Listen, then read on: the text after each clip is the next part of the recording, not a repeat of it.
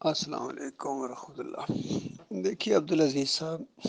قرآن کے اوپر آپ غور کریں، قرآن کی دعوت کے اوپر، تو پچھلے دور کے واقعات کو بیان کیا گیا تھا اور اس کے دو مقصد ہوتے تھے۔ ایک تو حقیقت کا علم آپ کو ملے، اور دوسری بات کہ مومنوں کے دل مضبوط ہوں ان واقعات سے کہ آج کوئی نئی بات ہمارے سامنے نہیں ہے، بلکہ پہلے بھی ایسا ہوا ہے، ہزارہا مرتبہ ایسا ہوا ہے۔ اس کی ایک بڑی مثال میں آپ کو دوں گا۔ دیکھیے، ابراہیم علیہ السلام بتوں کے توڑنے والے، کفر و شرک کا کچومر نکالنے والے، کیا اس زمین نے یہ منظر نہیں دیکھا ہے کہ بعد والوں نے بت پرستی شروع کر دی اور ابراہیم علیہ السلام کا بت بنا لیا؟ بتائیے یہ کتنا بڑا عجیب واقعہ ہے کہ بتوں کے توڑنے والے، شرک اور کفر کا کچومر نکالنے والے، ان کی اولاد آگے جا کے بعد میں شرک کے اندر ملوث ہوئی اور کہتی ہے یہی دین ہے، یہ اللہ کی طرف سے ہے، یہی اللہ کی مشیت ہے، اور انہوں نے یعنی مورتیاں بنائیں اور خود ابراہیم علیہ السلام کی مورتی بنا لی۔ تو اس سے بھی بڑی بات ہو گئی۔ اس کے بعد اگلی تاریخ یعنی پھر اس طرح دہرائی گئی کہ محمد صلی اللہ علیہ وآلہ وسلم جو شرک کے خلاف کتنی زبردست دعوت لے کر اٹھے ہیں اور کتنی تکلیفیں اٹھائی ہیں، اور جیسا ہی مکہ فتح ہوا ہے، پہلا کام کیا کیا تھا؟ پہلا کام یہ کیا، ساری مورتیوں کو توڑا، اور پھر علی رضی اللہ تعالیٰ کو کچھ آدمیوں کے ساتھ بھیجا اور پھر کہا کہ جہاں جہاں تک اسلامی مملکت ہے، علی یہ کام کرو کہ کوئی قبر جس نے سر اٹھایا اس کا زمین کے برابر کرو، اور کوئی مورتی اس کو توڑو، اور جو تصویر اس طرح لٹکی ہوئی ہے اس کو پھاڑ دو۔ کیوں یہ کام کیا؟ اور بھی تو کتنی چیزیں تھیں۔ ان تین چیزوں کو کیوں کلا کما کیا؟ کیونکہ یہ شرک کی نشانیاں ہیں، شرک کا لگاؤ ہے ان کے ساتھ، ان کی وجہ سے اور یعنی شرک اور کفر پھیلتا ہے، تو اس کی جڑ کاٹو۔ پھر آگے علی رضی اللہ تعالیٰ نے اسی انداز سے اپنے شاگرد کو بھیجا، ابو الحاج اسدی جو ہیں، اور کہا کہ میں اس کام کے لیے نہ بھیجوں جس کے لیے مجھے نبی علیہ السلام نے بھیجا تھا۔ تو ان کا بالکل بھیجیے۔ تو آپ غور کریں اس بات کے اوپر۔ میں یہاں پیارے بھائیوں کو ذرا رک کے غور و فکر کی دعوت دینا چاہتا ہوں کہ کیا زمین نے پھر وہی منظر نہیں دیکھے کہ وہ نبی جو شرک اور کفر کا کلا کما کریں، قبر پرستی کا رد کریں اور لعنت بھیجیں؟ آخری عمر جس طرح بالکل آخری فوت ہونے کا وقت تھا، تو اس وقت انتہائی بے چینی جو آخری وقت ہوتا ہے انسان کا، اس وقت بھی نبی علیہ السلام کے منہ سے نکل رہا ہے لعن اللہ الیہود و نصارى اتخذوا قبور الانبیاء والصالحین مساجدا۔ قبور الانبیاء کہا ہے کہ انبیاء کی قبروں کو انہوں نے مساجد بنایا، یعنی وہ کچھ جو مسجدوں میں ہونا چاہیے وہ قبروں پر جا کے انہوں نے کیا ہے۔ تو اس انداز سے یہ بات ہے کہ اس نبی کی امت بعد میں آج جو یہ پھیلی ہوئی ہے 1300-1400 سال کے بعد، یہ امت ہے پوری دنیا کے اندر، کہتے ہیں ہر ایک کہتا ہم نبی علیہ السلام کے سچے امتی ہیں، ان کے طریقے پر ہیں۔ بریلوی بھی کہتا ہے، دیوبندی بھی، اہل حدیثی، سلفی سب کہتے ہیں، صوفی بھی کہتے رہے ہیں کہ ہم نبی علیہ السلام کے امتی ہیں۔ لیکن ان کے جو عقائد دیکھیے، ان کے اعمال دیکھیے، یعنی اس سے بڑی عجیب بات ہو گئی کہ نبی علیہ السلام کو امتی قبروں کو پکا کرے، مزار بنائے، عرس و میلے کرے، قوالیاں گائے۔ نبی علیہ السلام کا امتی نماز کے پیسے لے، اذان کے پیسے لے، اور نبی علیہ السلام کا امتی یا علی مدد کے نعرے لگائے، یا رسول مدد کے نعرے لگائے، 11ویں کھائے۔ نبی علیہ السلام کا امتی، لیکن یہ عجیب ترین بات ہوئی ہے زمین کے اوپر یا نہیں ہوئی ہے؟ مجھے بتاؤ۔ ہوئی ہے۔ اب اس دور کے اندر جب پھر توحید کی دعوت اٹھی اور سارے لوگوں نے یہ محسوس کیا کہ ڈاکٹر عثمانی رحمۃ اللہ علیہ شرک اور کفر کے جتنے دشمن اور طاغوتوں کے، بس کچھ نہ پوچھو، اور پھر اللہ کے فضل و کرم سے کچھ ساتھی بنے اور ایک جماعت بن گئی ایمان عقیدے کی۔ اور مجھے ابھی تک یاد ہے جب پہلی دفعہ میں نے یہ سنا اس جماعت کے اندر آ کے، کچھ لوگ ہیں جنہوں نے جماعت کو چھوڑ دیا ہے، خاص کر اس وقت یہ گروپ نکل رہا تھا، امیر بادشاہ اور عبد القادر سومرو اور اس طرح کے لوگ نکل رہے تھے۔ تو یقین کیجئے میں عجیب سی کیفیت محسوس کر رہا تھا کہ اس جماعت کے اندر آنے کے بعد بھی کوئی نکل سکتا ہے۔ یہ اتنی زبردست دعوت، اتنی ایمان عقیدے کی بات، اتنی پیاری جماعت، اس سے کوئی نکل سکتا ہے؟ چھوڑ دے اس کو یا اس کے مخالف ہو جائے؟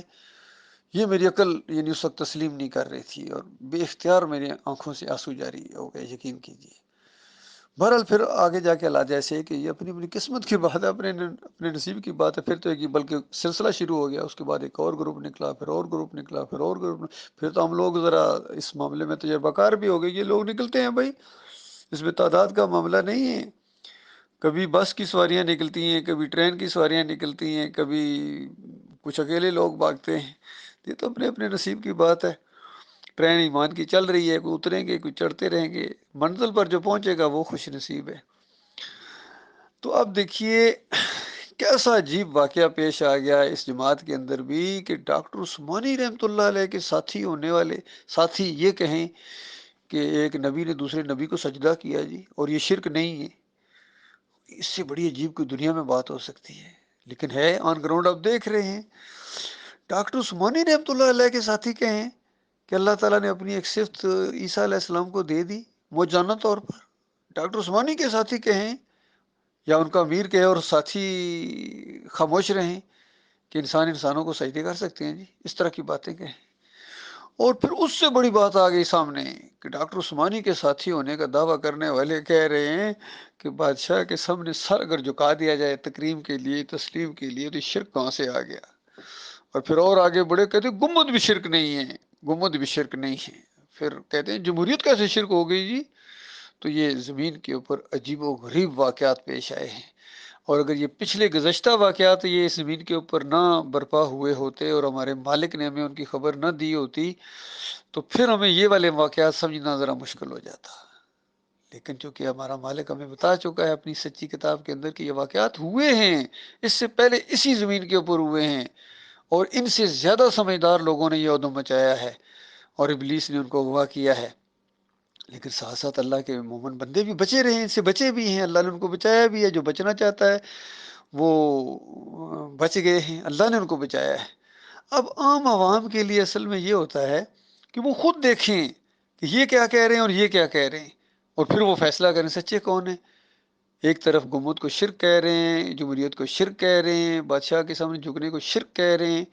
دوسرے کہہ رہے ہیں نہیں یہ شرک کوئی نہیں ہے۔ تو دوسرے جو لوگ ہیں وہ خود فیصلہ کر لیں کہ توحید کی طرف کون ہے اور شرک کی طرف کون ہے، شرک کا مایتی کون ہے اور توحید کی دعوت دینے والا کون ہے۔ اور اگر اتنی بھی سمجھ ان کو نہیں آتی ہے تو پھر وہ اپنی اپنی آخرت کی خیر بنائے، اپنے ایمان کی خیر میں، پھر تو بالکل ان کو سمجھ ہی کوئی نہیں ہے، پھر وہ نیوٹرل ہیں۔ اور نیوٹرل کے بارے میں بڑی بہترین بات عمران خان نے کہی، اس نے کہا یہ جانور ہوتے ہیں، یہ نیوٹرل جانور ہوتا ہے، انسان نہیں نیوٹرل رہ سکتا ہے۔ اسلام میں انسان ایمان کی حمایت کرتا ہے، حق کا ساتھ دیتا ہے، حق کا ساتھ دیتا ہے، توحید کا ساتھ دیتا ہے، سچوں کا ساتھ دیتا ہے، اور جو سچوں کے دشمن بن جائیں، ایمانداروں کی ٹانگیں کھینچیں، ایمانداروں کے خلاف پروپیگنڈے کریں، اذیتیں پہنچائیں، سخت الفاظ بولیں، چبھتے الفاظ بولیں، تو ان کے حصے میں یہ آیا ہے۔ بہرحال ایماندار تو مومن اس پر بھی صبر کریں گے اور اجر کی امید رکھیں گے، ہمارا مالک اس پر بھی ہمیں اجر دے گا۔ تو یہ معاملہ ہوا ہے عبدالعزیز صاحب، اس لیے کوئی نئی بات نہیں ہے، یقین کیجیے ہمیشہ یہی ہوتا رہا ہے، ہمیشہ، اور آگے بھی ہوتا رہے گا۔ یہ بالکل چھانٹی ہو رہی ہے، بالکل لائن لگا دی گئی ہے درمیان میں، ادھر والے ادھر نہیں آ سکتے، ادھر والے ادھر نہیں آ سکتے، ادھر والے ان کو بیوقوف سمجھ رہے ہیں، وہ ان کو بیوقوف سمجھ رہے ہیں، یہی ہوتا رہا ہے، ہمیشہ یہی ہوا ہے، اور قیامت والے دن اللہ تعالیٰ فیصلہ کر دے گا۔ بہرحال اللہ کا لاکھ لاکھ شکر ہے، جتنا بھی شکر ادا کریں کم ہے کہ اس کفر و شرک کے ماحول کے اندر اور جہالت کے اس دور میں کہ یہ علماء کی شکل میں آئے ہیں، مفتی کی شکل میں آئے ہیں، مناظرے کرتے ہیں اور پگڑی باندھ کے آئے ہیں،